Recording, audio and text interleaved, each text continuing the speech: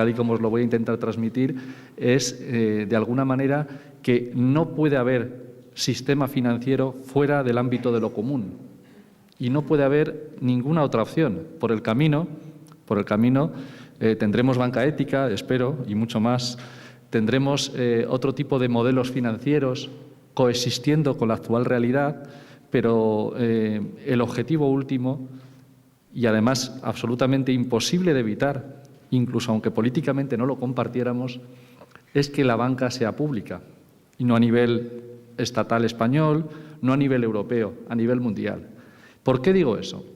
Pues simplemente por el análisis de lo que ha ocurrido con los sistemas bancarios durante no las últimas décadas solamente, sino de manera histórica, porque la historia bancaria es la historia de sus crisis. La historia bancaria privada, lógicamente, es la historia de las crisis que han llevado a ir dando saltos en el tiempo de golpe en golpe. ¿Qué es lo que ha ocurrido en esta última etapa? Por cuestiones de tiempo, lógicamente, dejaremos esa explicación anterior pues para otro momento, ¿no? Pero lo que ha ocurrido en los últimos 5 años, poco más de 5 años desde que quiebra Lehman Brothers, pues es un mastodóntico plan de rescate de las entidades bancarias privadas a nivel mundial.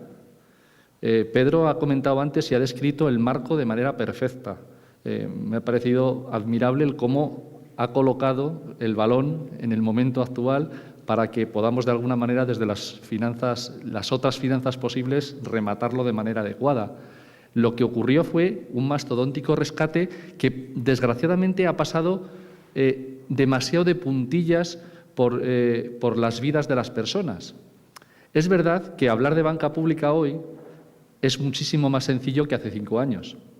Los que entendíamos hace 5 y más años que el sistema bancario estaba cometiendo absolutas tropelías y, sobre todo, que estaba en una situación de absoluta inestabilidad y que condicionaba muy mucho lo que estaba ocurriendo en lo que es la economía real, ahora nos resulta más sencillo por lo que ha ocurrido.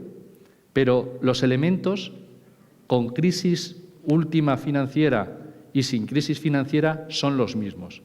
Los elementos dicen que el sistema bancario es absolutamente adicto al dinero público. Es absolutamente imposible que sobreviva ni siquiera un día sin el apoyo conjunto de los bancos centrales y de los Estados-nación. Dado que esa situación se produce, y que ahora os voy a intentar demostrar en 4 pinceladas,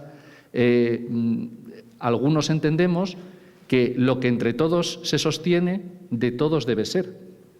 Y otro planteamiento, aparte de suponer una injusticia evidente y una incoherencia para los defensores de la actuación del libre mercado, pues además es que socialmente provoca enormes daños que ha descrito perfectamente Pedro en su intervención. Planteamiento de cuánta ayuda pública y por qué son insolventes las entidades bancarias. Las entidades bancarias son insolventes por naturaleza porque están o tienen un nivel de capitalización absolutamente insuficiente para afrontar la tarea que ellas mismas se ponen por delante. Y eso le ocurre a cualquier tipo de banca. Ese nivel absolutamente insuficiente de capitalización tiene solamente una explicación, el que se tenga. Es que si lo que se estableciera fuera que las entidades bancarias no podían prestar de manera prácticamente ilimitada, con unas exigencias mínimas de capital que ahora describiré, la rentabilidad sería absolutamente insuficiente para retribuir las peticiones de esos capitalistas que inyectan sus ahorros en las entidades bancarias. O sea, para pagar la rentabilidad exigida por los accionistas, la banca privada tiene que situarse en un absoluto nivel de crecimiento desaforado del nivel de crédito, además de la actuación en el mundo de la especulación financiera para complementar esas ganancias. Y para eso la rentabilidad tiene que ser poniendo muy poco capital. Eso, que tiene toda la lógica desde el punto de vista capitalista para obtener una adecuada rentabilidad, supone el mayor y el más claro desastre social. ¿Por qué? Porque, claro, fundamentalmente las entidades bancarias se financian con los depósitos, con los ahorros de la ciudadanía. Y la infracapitalización lo que provoca es un riesgo desmesurado de que cuando los ciclos económicos, y el capitalismo ha demostrado sobradamente su capacidad de sufrirlos, se producen caídas, esa ínfima capitalización le impide hacer frente a sus compromisos. Y, por lo tanto, la quiebra de una entidad bancaria no es como la quiebra de una pequeña fábrica de zapatos o de una gran fábrica de zapatos. Se trata de la quiebra de los ahorros de la gran mayoría de la población de un país o de una región o del mundo entero desarrollado, como es lo que ha pasado. Lo que ha ocurrido ocurría también en momentos de auge económico capitalista, pero la cara se ha visto más clara en el momento actual de recesión. El rescate, en el caso español, ha acabado. Lo declaró el jueves el responsable del Eurogrupo, que dijo que, bueno, pues que el rescate, por cierto, un rescate en el que no habíamos participado, porque se supone que no hemos sido rescatados, pero hemos salido de donde no hemos sido rescatados. Es una cosa curiosa, todavía no me lo han explicado, pero yo, que me siento despierto a veces, pues seguramente lo terminaré entendiendo, ¿no? El señor Rajoy dice que ya no es necesario, llevamos un año en que no se habla de rescate. Yo le mandé un correo electrónico, que no creo que leyera, diciendo que claro que no hablábamos porque ya nos habían rescatado. Pero el hecho final es que se ha decretado el fin de algo sin que haya elementos objetivos que demuestren que la situación de la banca, después de las enormes transferencias de recursos en el Estado español, haya llegado a solucionar los problemas que llevaron a ser rescatada o apoyada con líneas de crédito en condiciones ventajosas, que fue el eufemismo que se utilizó. Fijaros, el problema de la banca es que estaba sobreendeudada. Pedro ha explicado antes claramente el bosquejo general y lo que ahí veis son las entidades residentes en España. Las entidades residentes en España están en máximos históricos de deuda. A 31 de diciembre del 2012, la deuda, excluyendo los depósitos de los ahorradores de las entidades residentes, superaba el 1,23 billones europeos, millones de euros. Y estábamos en máximos.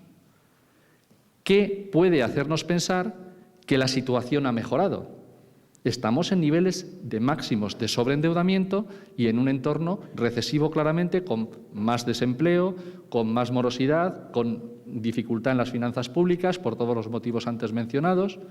Con lo cual, ese rescate del que hemos salido, lo único que nos tiene que hacer es sospechar de que todavía, evidentemente, los problemas de fondo ni muchísimo menos se han solucionado.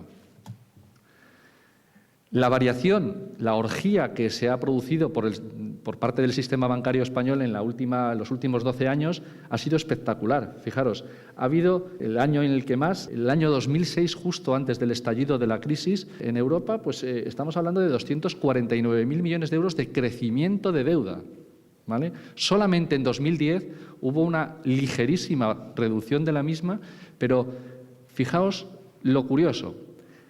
Así como otros agentes económicos durante el periodo posterior al estallido de la crisis se empezaron a desendeudar, a desapalancar, que decimos los economistas, las entidades bancarias no. Siguieron en ese proceso de apalancamiento. ¿Y por qué? ¿Porque tienen algún tipo de visión negativa acerca de la sociedad? No. Simplemente porque es su lógica. No podemos pedirles otra cosa.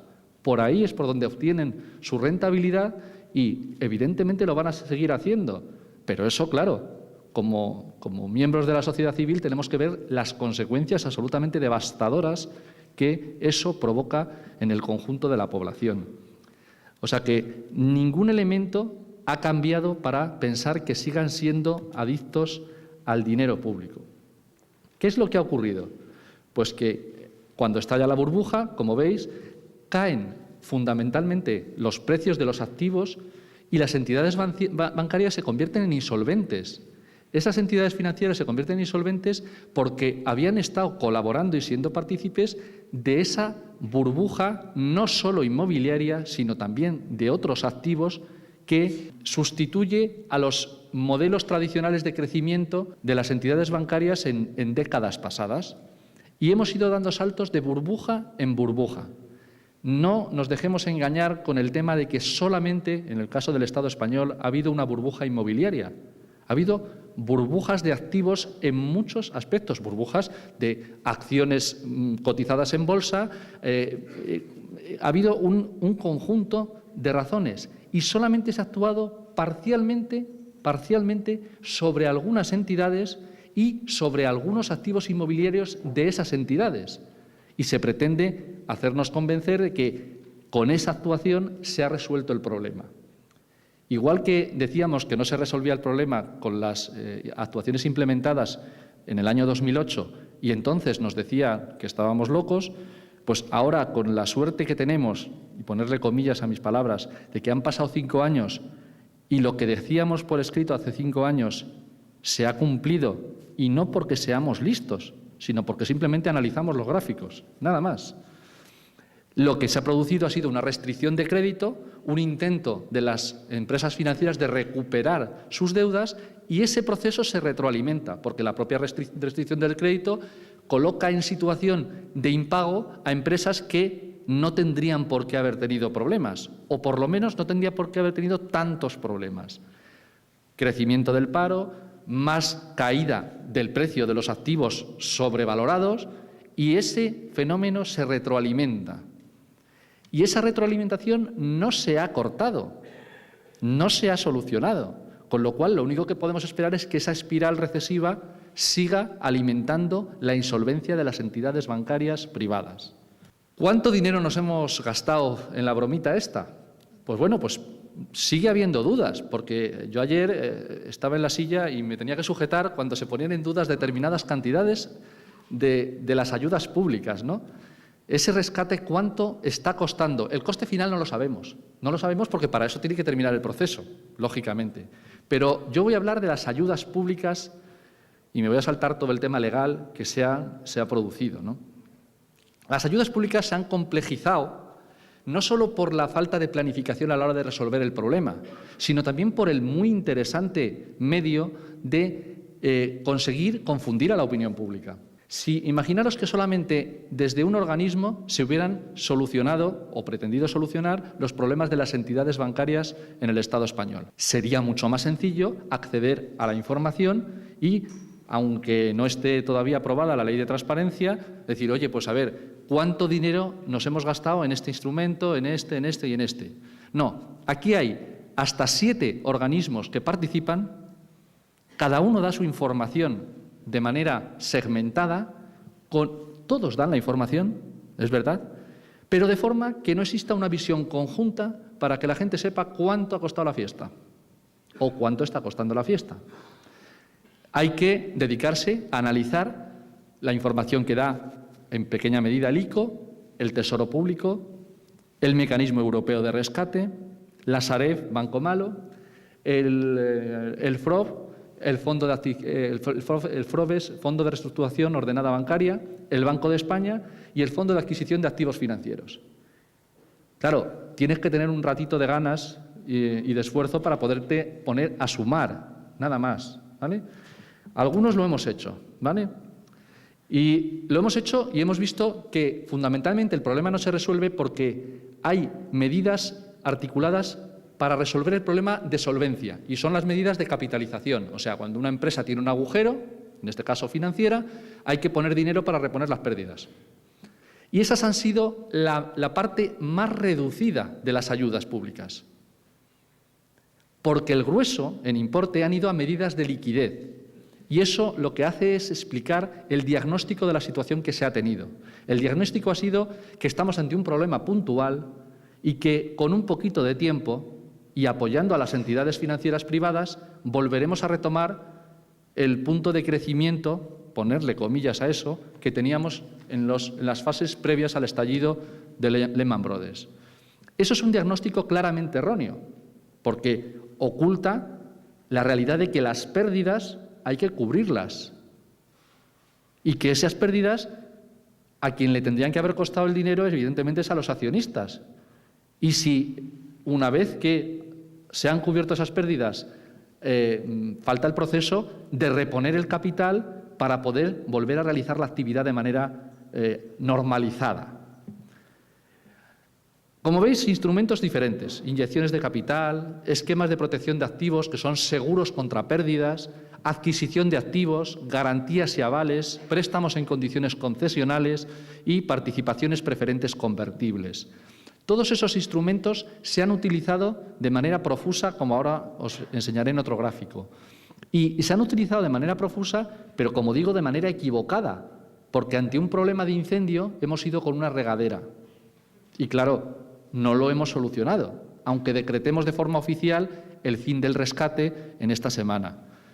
Como ya, por cierto, se decretó en 2009, en 2010 y en 2011. En 2012 no, porque el caos era tal que no se decretó oficialmente el fin de la situación, ¿vale? Volveremos a tener otra nueva etapa y si hay una nueva edición de este seminario, pues volveremos a hablar de esto, seguramente. Y el problema es que volveremos a hablar con más dinero dedicado a las ayudas públicas, a la banca. Vamos a ver cuánto nos ha costado. Fijaros, 1,40, no sé si se ve bien, se ve un poquito pequeño, pero bueno, simplemente os explico. 1,42 billones de euros, como os digo. La menor parte, solo el 6%, a tapar los agujeros con capital. Que de esas ayudas son de las que habla el señor de Guindos cuando va al Parlamento a dar explicaciones y se olvida de lo demás. Se olvida de las medidas de liquidez. O sea, considera que no son ayudas, aunque la Comisión Europea diga que lo son, los préstamos del Banco Central Europeo, los avales a las emisiones de deuda, la adquisición de activos, los avales a los depósitos bancarios, todo eso se olvida. Se olvida conscientemente, porque es muy complicado convencerle a la gente que tiene que haber recortes en los presupuestos sociales y al mismo tiempo que nos hemos gastado esta millonada de dinero. Aunque todo no esté definitivamente perdido, es verdad, hasta que no termine una crisis bancaria, no podemos evaluar exactamente cuánto de esto se perderá. Sabemos ya, según intervenciones públicas en el Parlamento, de que al menos 50.000 millones de euros, estoy redondeando, aunque parezca mentira con estas cifras, hay veces que hay que hacerlo, 50.000 millones de euros parece que ya tienen mala pinta, ¿vale?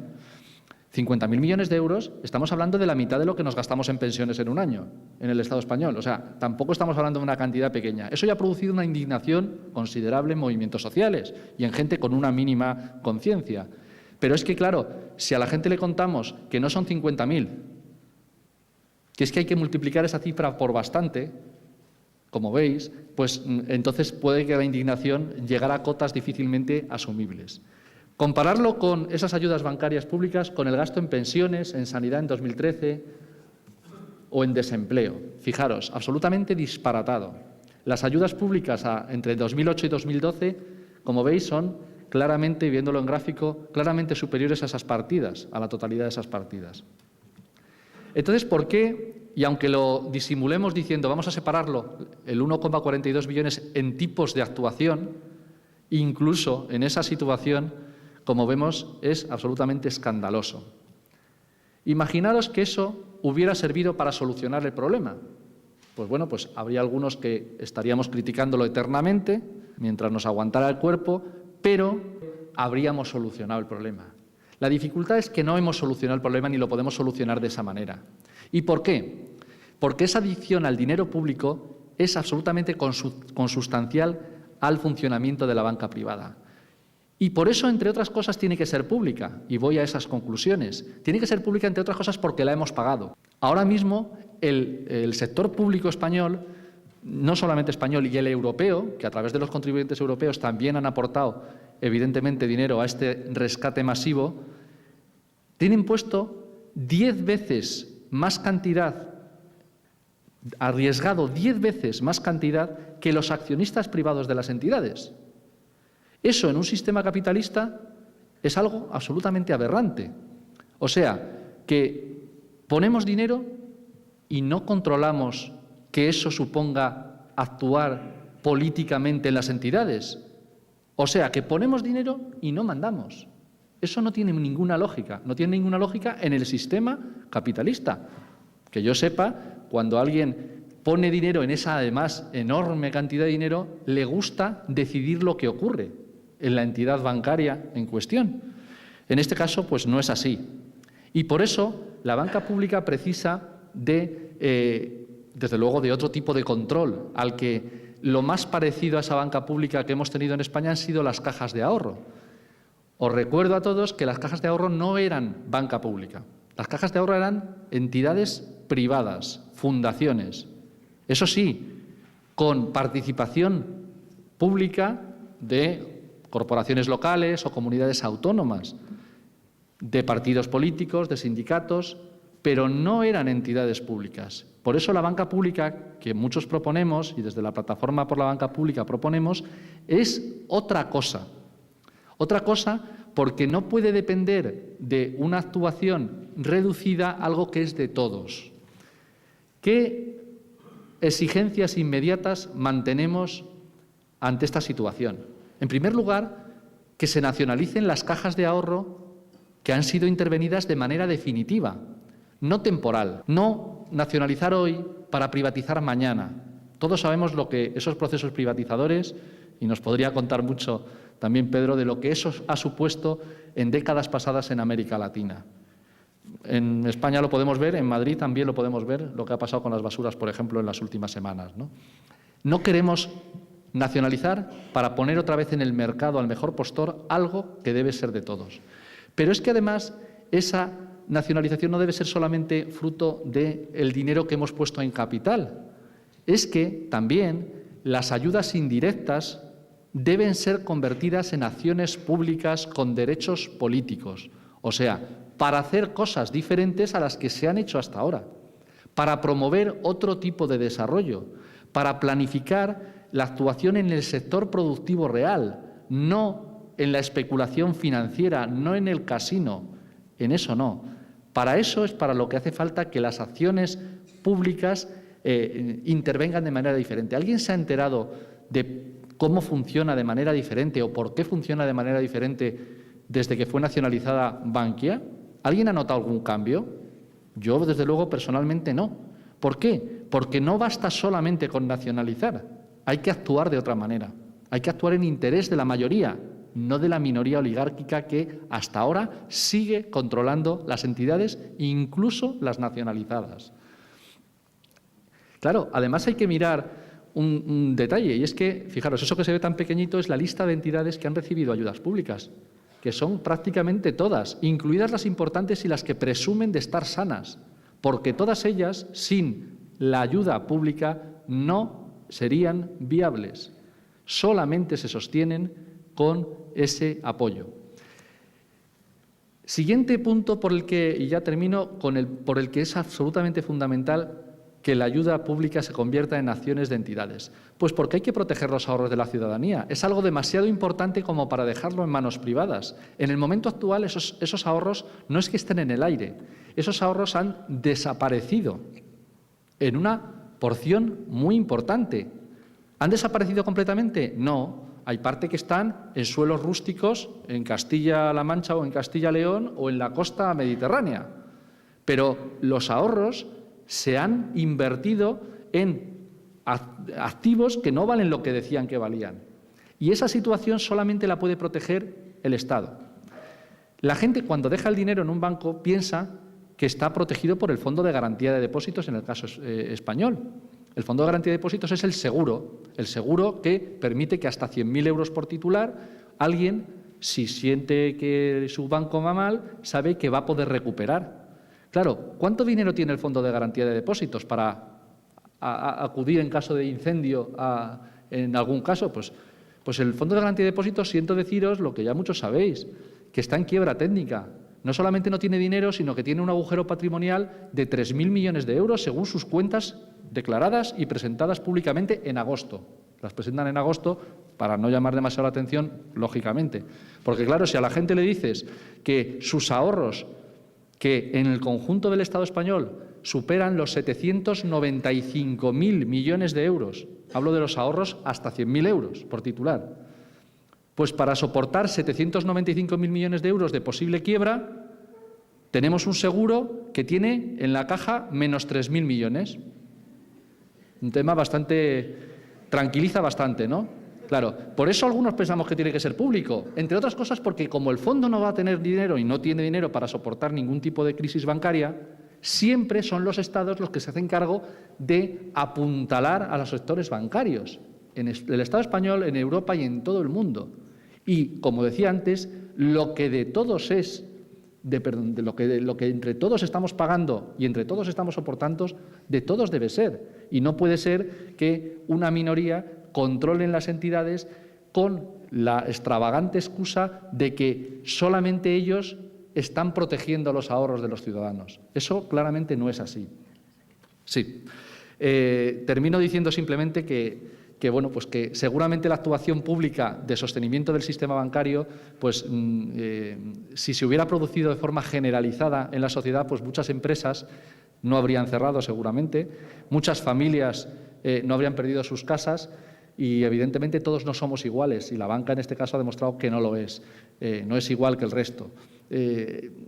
Evitar eso en el futuro depende de una actuación social coordinada que cambie esa correlación de fuerzas de la que se ha hablado en varios momentos en el encuentro y plantee de verdad que la banca pública no solamente es posible técnicamente, es que es imprescindible socialmente. Muchas gracias.